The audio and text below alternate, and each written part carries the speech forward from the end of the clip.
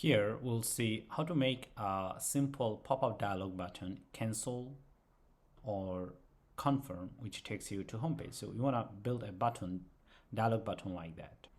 Now inside this code over here, I have this button, and actually this button is this one, as you can see from the row. And if I click on this right now, nothing happens. So you're going to work on this dialog button. Now since I'm going to use Getx package, make sure that you have installed Getx package, and then make sure you import Getx at the top. Now inside this on tap event, first I'm going to do get.default dialog, this one. I'm going to have this one, and then simply after that I'll have this semicolon. And first here I'm going to do a title, because it takes title, and here I would say, are you sure to log out? All right, now let's go ahead and save it, and then let's click on this. So we already do see this one, right? So we need more change on this. After that, over here, well, here as you can see, there's three lines of code. We don't have this one, so we need to get rid of this one. To do that, here we'll just simply do content, and inside this we'll have empty container, and with this one should be gone. All right, let's save it and check it out. So it's gone. Now here I need to give users some confirmation of yes, no. All right, so here I would do text confirmation. Well, the first one should be confirm, this one, and this is confirm button. And for second one, text cancel. So I would here say cancel.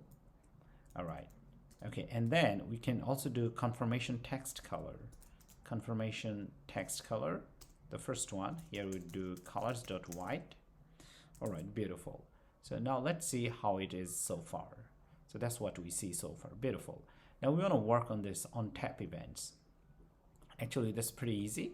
So for on tap event, here you could also do on confirm, this one. Now inside this, all you need to do, you need to call your method, whatever the method you have. But for now, I'm just going to print over here, it's confirmed. All right, and then similarly we can also do on cancel. So here we do print it's canceled. All right, and I guess we need this one over here. Okay, now we'll check our terminal over here.